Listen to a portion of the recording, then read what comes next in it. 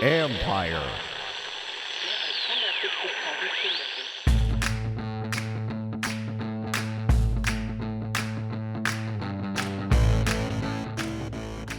Welcome to the podcast. The Redskins did it. They fired Coach Jay Gruden. I'm going to have my observations on that in a minute. I also have an interview with ESPN's Mike Reiss. He covers the Patriots. He obviously was at the game Sunday, and we spoke after the game. I wanted to keep this interview on here because I thought he shed some good insight from an outsider's look at the Redskins situation and what it had become and what this team meant even to someone from afar when he was growing up. But first, my observations and thoughts on the Jay Gruden firing.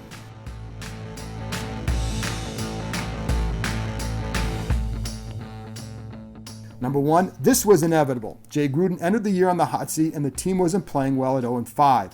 When you look at the roster, they tried it out the last couple weeks. It's easy to see why. Once again, injuries had decimated their roster. And among other things, yeah, the coaching could have been better. Tighter discipline, fewer penalties, etc., better cover, better techniques or whatever.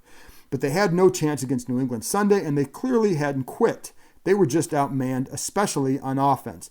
Their defense competed, and with a better offense, maybe that game's a lot closer. I don't know if that would have saved Gruden's job, and really at this point it doesn't matter. But when you have a line down two starters and then also Trent Williams out against a front like that, you have little chance. Then there's no Vernon Davis or Jordan Reed. No running game to speak of, and to me that's been one of the big failures under Gruden. Some of that, of course, comes back to line coach Bill Callahan, who is now taking over.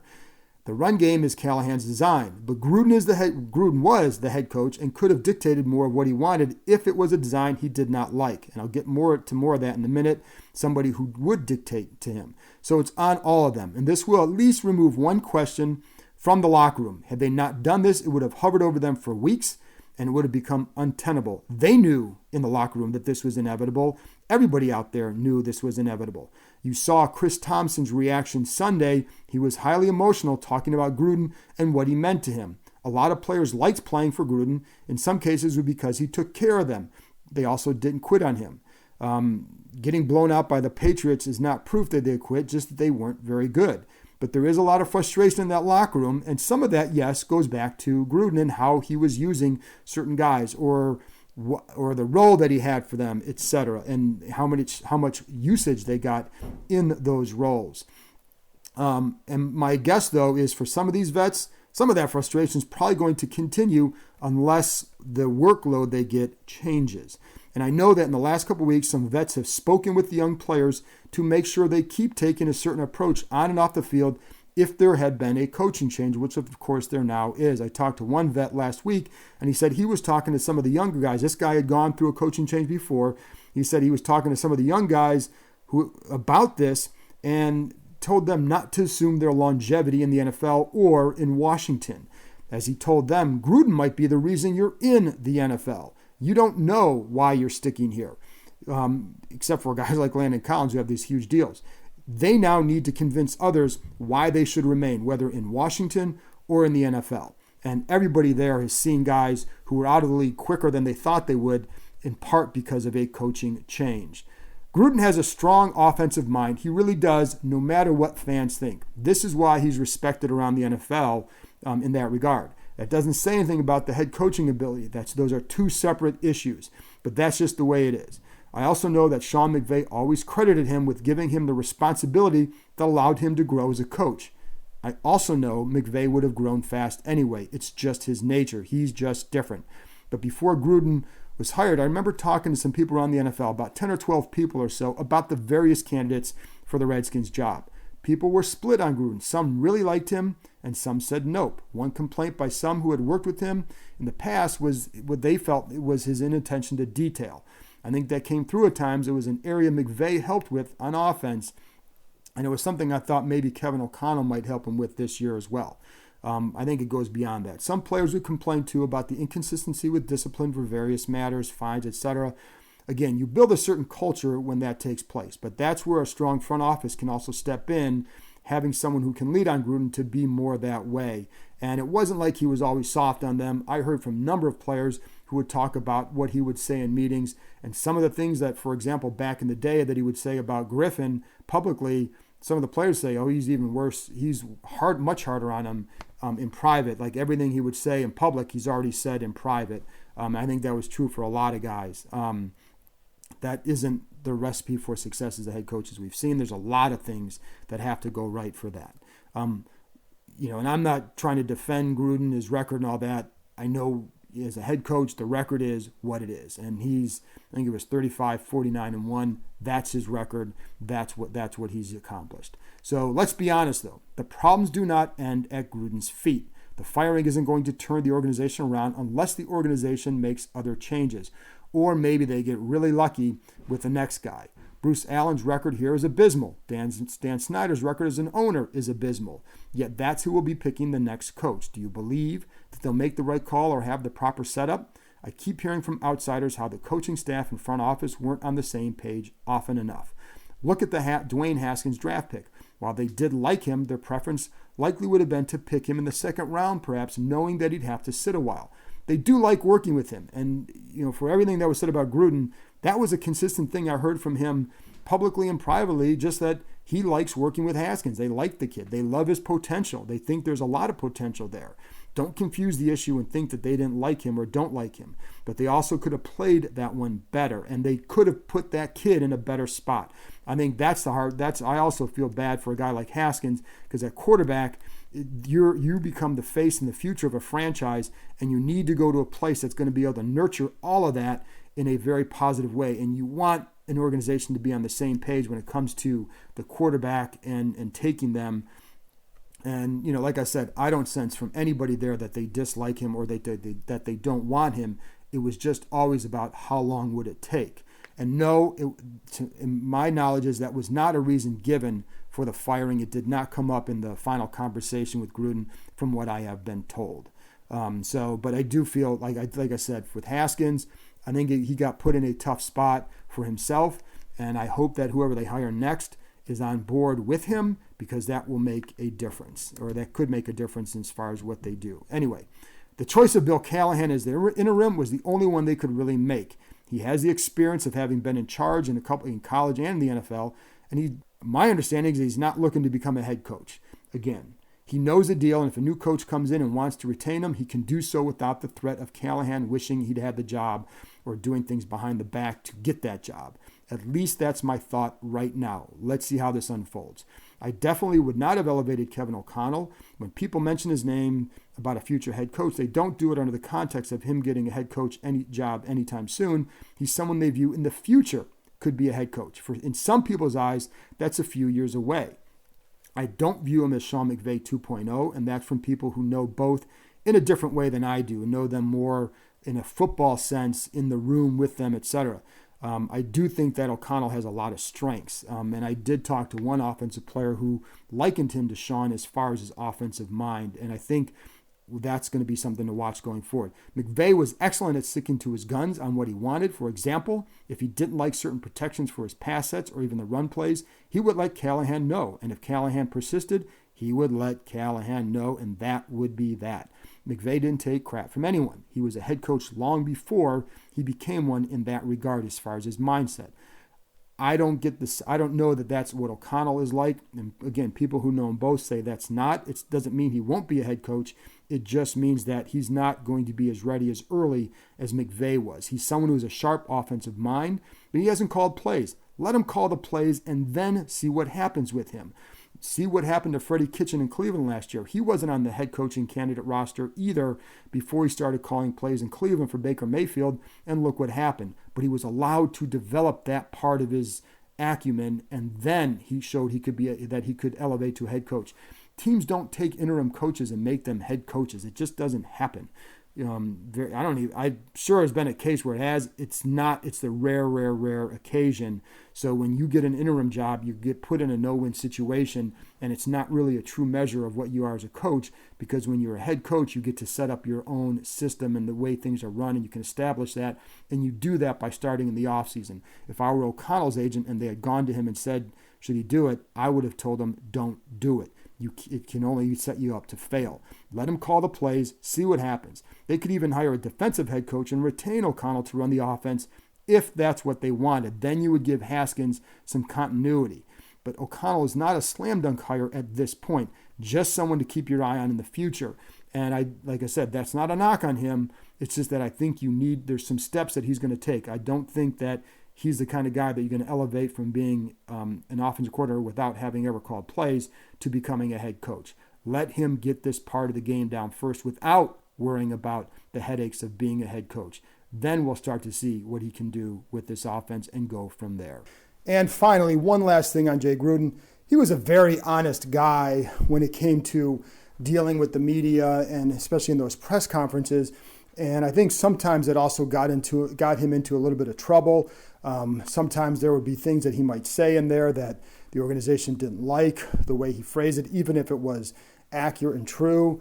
I know that there were times that some other coaches might say, and this is what they would say, I love Jay, but I wish he wouldn't say this during those Wednesday press conferences because they felt like maybe he's giving away too much information on injuries, et cetera, et cetera. But I also, and I remember that first year, he was very honest. I remember talking to Jason Reed because we were both covering the team at the time, and we were coming back from a press conference, and we both said, I love his honesty, but I wonder how long that's going to work here. And it worked enough because they liked Gruden and he was doing well enough, and the team had made some progress during this time. They just kept stagnating for a variety of reasons. But I know that they did talk to him about that at times, about the need to say a little bit less in press conferences. And you could see it over the years. It sometimes got a little bit different. And then there were times where when he got pushed back into, felt like he was in a corner with the situation, that he might just say what he felt was the honest truth. But usually, I think I said this earlier, usually it's something that he had already told those players in private. I just think that for some there, they would like to have had less information available to opposing teams. How big a deal was that? I don't know. I don't think it was a huge deal, but it was something that I know others there would say, if I'm a head coach, I probably wouldn't do the same thing. Anyways, but again, the one thing I know is that he didn't lie, and there were things that if you asked Jay Gruden about like a certain situation and he couldn't tell you, then he wouldn't respond, or he wouldn't answer the question, press conference, whatever. So anyways, just wanted to add that one last part before I get out of here. That's it for my thoughts on Jay Gruden's firing for right now. Coming up, my interview with ESPN Patriots reporter Mike Reiss, something that we taped after the game, but I still think it can provide a lot of insight into an outsider's perspective on the Redskins.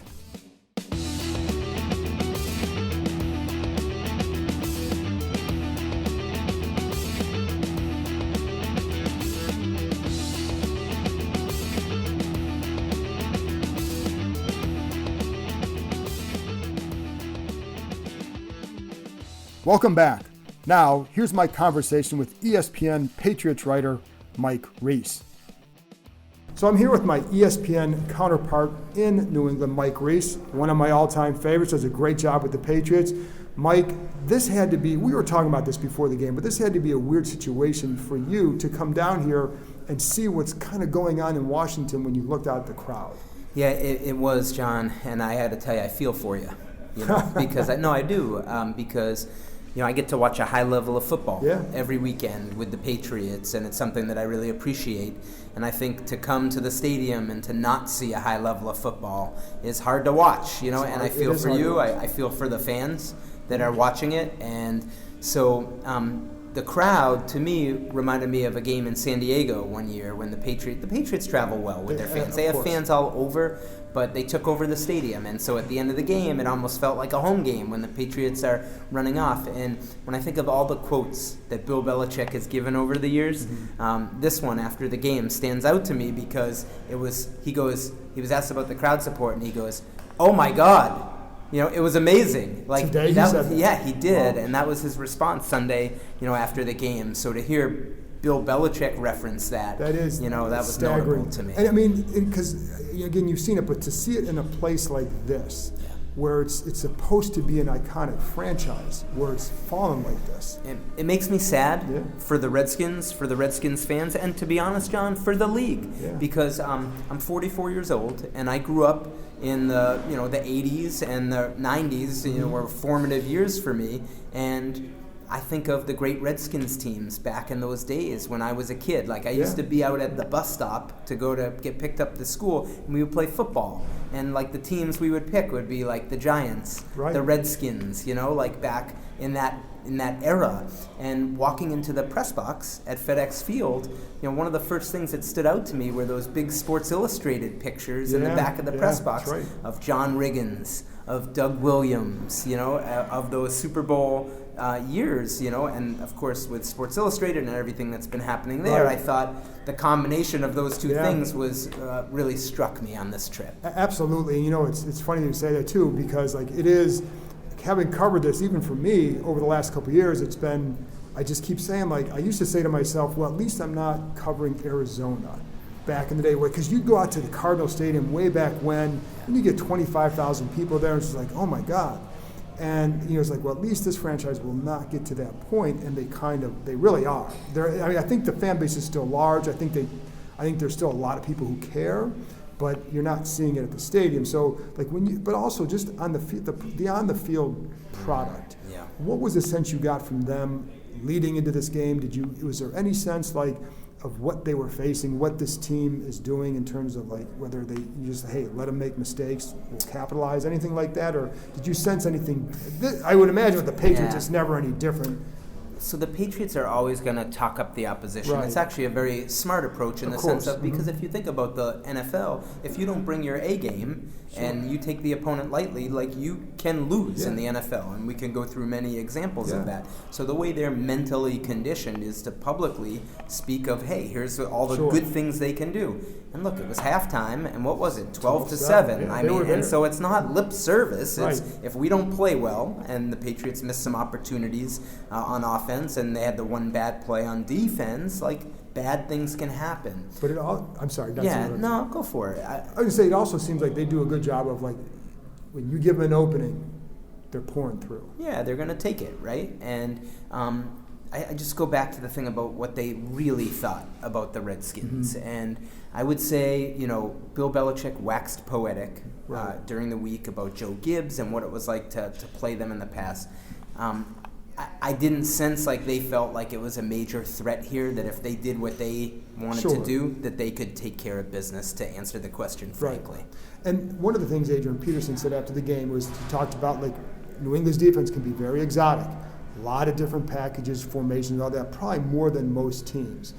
He said, somebody asked him after the game, like, did you see that? He goes, well, they weren't as exotic as what we saw in film. It was almost like they were waiting for us to sit back and make mistakes. Did you see anything different defensively with what they were doing? It almost looked like they just felt they could win one-on-ones up front. Well, so I actually want to give the Redskins some initial credit for what happened early in the game, because I hadn't seen the Patriots defense get rocked back a little bit on its heels early in the game. So let me explain. So, like, first play, the Redskins go with an extra offensive lineman as an eligible receiver, and the Patriots had to take a timeout before the snap to get their big personnel on the field. Sort of caught them by surprise a little bit. So they go with the big personnel, the Redskins do. The Patriots have their big defense, and you're thinking run, right? Because it's big personnel. They throw. So I thought that was an initial good start. So then the Redskins continue on, and what the Patriots said after the game, and I thought it was great insight, was without Vernon Davis, they ran a lot more four-wide packages than the Patriots were expecting. Bill Belichick said we could have coached that even better. So they go four wide. What did they do? They ran out of four wide. That was the touchdown run. Now the Patriots could have tackled better and all that, but I just thought that to me tells you, like, that's good offensive coaching. You just put stress on the defense, and you really won the chess match in those situations. They just couldn't sustain it. The Patriots adjusted. And they adjusted. And to be frank, the talent gap is pretty big, because you look at the Redskins' offensive weapons, the offensive line, you had a couple backups, and you're already down Trent Williams. So really 3/5 of the line was that you thought you would have this year was not on the field. But the Patriots are really good defensively, and they play, like, Dante Hightower is always chasing down the ball, and he's got speed, and they have speed at linebacker, but they also seem to know what they're doing well, which is a problem here, because you saw them the Patriots attack them over the middle, all those crossers, and attack the linebackers. Teams just don't attack the Patriots that way, do they? No, and they don't, and the Patriots are very deep.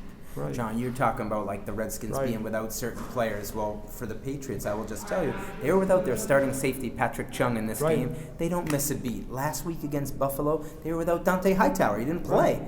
They didn't miss a beat. Week 1, they were without Kyle Van Noy. His wife was having a baby. They didn't miss a beat. Why not? Devin McCourty said it's because they have players that would be starters on many other teams. Now, I agree with him, but I also think they do a great job taking the personnel and tailoring what they're doing to their strengths. And I'll give you one example, like John Simon, an outside linebacker. I mean, this was a street free agent. He was released by the Colts, who play a 4-3. Bill Belichick saw him and said he can be more of like a 3-4 outside linebacker for us, contribute in the kicking game, and like he's a different player than we saw in Indianapolis. So it's identifying the talents of a player and fitting him into your scheme. And some of that is obviously Belichick's smarts. Some of that too, it almost seems like, because he's always done that well, and has done that well for a long time here. But I almost wonder if like the success he's had allows him to just experiment more with other guys. And he's always hitting, but it's almost like it's freed him up to do even more of what he wants to do in some ways. And there's a flip side to it, John. Like, I mean, a guy like Michael Bennett, who you know from being in the division last year with the Eagles, and prior to that he was with the Seahawks. Like, he was a guy that's used to playing a lot. Patriots have him. He's really a 4-3 end who reduces inside in passing situations. Like, coming into this game, he was only playing 40% of the snaps. Like, he's got to buy in. Now, I think he's buying in, John. Like, I don't know for sure. But so you also, I want to give the players credit, whether it's Bennett or someone else, because one week they might be a big part of what they're doing. The next week they might not be as big because they're so multiple and change up what they do. And what I've always found, players buy in when they have no choice to buy in when you're winning. And what I'm experiencing now with this team is a lot of frustration because, like, hey, I want the ball more here. I got to get more stuff here because you're losing. It's like we're 0-5 and I'm not getting the ball enough. What's going on? And so, like, I think that's the difference. One of the guys I want to ask you about, because the whole thing here is about speculation about Jay Gruden and what's going to happen with him. Patriots have an offensive coach, Josh McDaniels, whose name always comes up. What is your take on him as a coach, and do you think he would, I mean, I know he almost left here, but do you think he would leave New England, and what would it take? Yeah, he would leave New England for the right opportunity. He wants to be a head coach again. He's on the record as saying that. I think part of the reason he hasn't is he's got a great situation in New England. He's very well compensated to be in New England. He has a family that is rooted in New England and is, really loves the community that they're in. So those are all things going for him. That being said, if someone comes and offers a great head coaching opportunity, like, he is going to listen. That is proven. This past offseason, the Packers, were in the mix. The Bengals, he was in conversation in terms of being a candidate there. So I think very highly of Josh McDaniels, and my belief is that he would be like Bill Belichick the second time around. Really? Like, Josh will tell you, like, he crashed and burned in Denver. He did. It was ugly at the end, right? And he was just exhausted, and he learned so much from that experience. Somewhat, not this carbon copy, but somewhat similar to Bill Belichick's experience in Cleveland. And I think going through that one time can help you. And I also look around the league, John, and I say some of the coaches I see there, like, I think Josh McDaniels is a top coach, relative to the rest of the coaches out there. Well, that could be a name I'm following in a few months if things continue down this path. Mike, I appreciate you joining me. Always enjoy talking to you. Thanks, John. Likewise. That's all I have for you for now. I appreciate Mike Reiss joining me, and I appreciate you guys listening to this podcast. It's been a tough, long time for Redskins fans. Hang in there. Thanks for sticking with me.